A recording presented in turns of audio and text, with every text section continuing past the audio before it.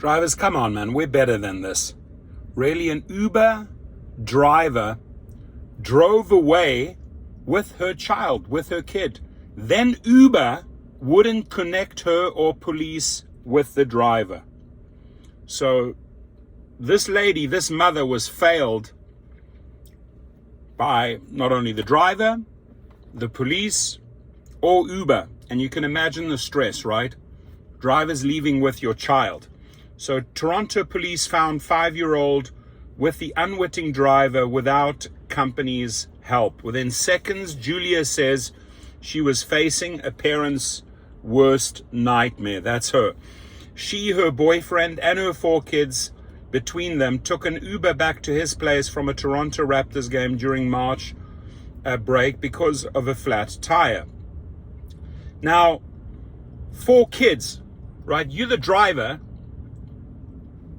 Maybe the driver was tired. It could very well have been that the driver was tired and just, did not count. Okay, 2 parents got in, 4 kids got in.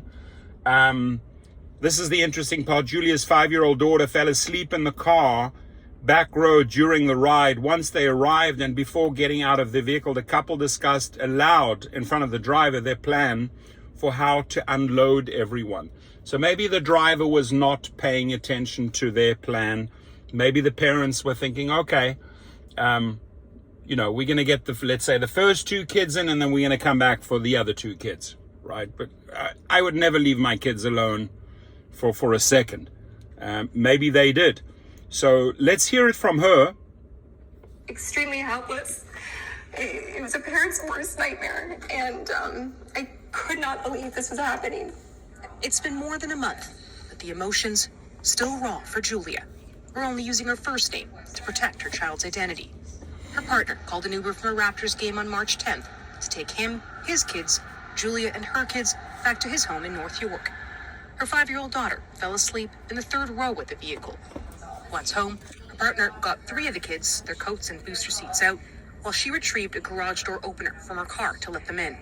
The plan was to return quickly to get the last child out. The plan, she says, was heard by the driver. It didn't take me a long time to open the garage door.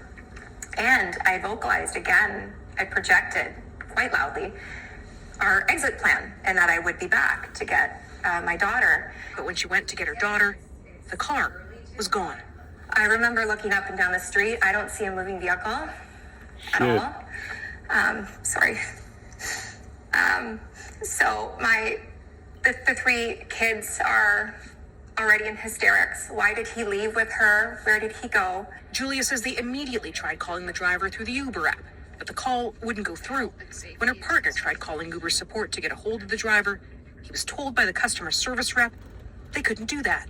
He reiterated that this was an emergency. It's a 5-year-old child. You need to contact the driver. Customer service insisted that was outside of policy. So she called 911, but was told by officers Uber asked police to fill out an online form for help. She says officers were able to track down the driver and vehicle through their own means, but that took almost an hour and a half. They bring me out to her. I see her in an ambulance. She was physically unharmed, but in hysterics.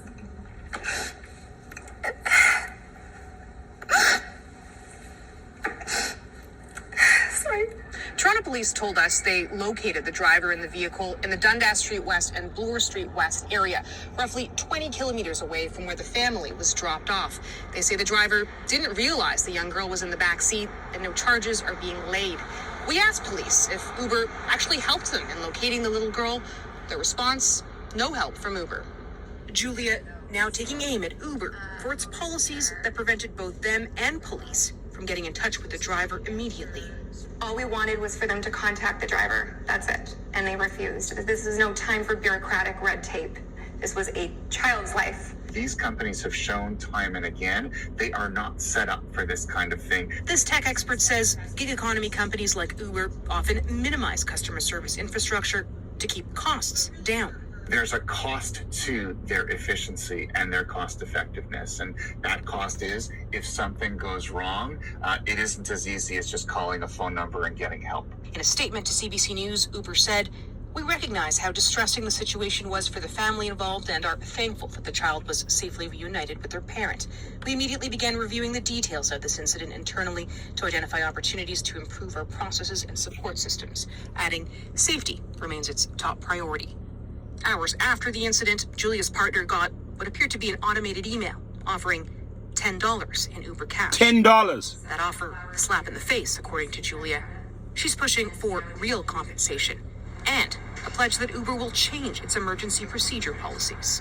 What needs to happen to force them to change their policies, for them to admit that they failed to act in a very clear emergency? Farah Morali, CBC News, Toronto.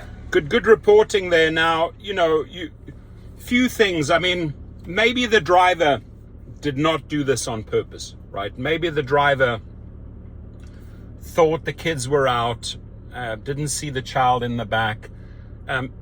It's obvious that the mother, obviously you're going to get hysterical, right? When a driver takes off with your child, you automatically think kidnapping. I don't think the driver had any bad intentions here. It's really sad that it went wrong. It is such a failure on Uber's behalf that they couldn't immediately connect with the driver, and they had all of this bullshit red tape in between. I mean, this is a 5-year-old in a driver's car. Police had to find them. And then, when they reached out to Uber, firstly, $10 is a slap in the face. What, you're going to give a person $10 compensation? Come on. This is a lawsuit. She's using this opportunity to change things, procedures. And they will have to implement procedures, because this has happened before, that a driver left with a kid. It'll happen again unless they don't change their procedures. So she is doing the right thing by, calling to action. But it just saddens me that Uber didn't even respond, or didn't even get involved, or doesn't even have a set of instructions in place to quickly connect with the driver. I mean, this could be a matter of life and death, right? But it's sad. It just goes to show that, like the gentleman said, they're cutting corners, they're not spending the money, and could have cost them their child's life. It could have, right? Things could have gone horribly wrong.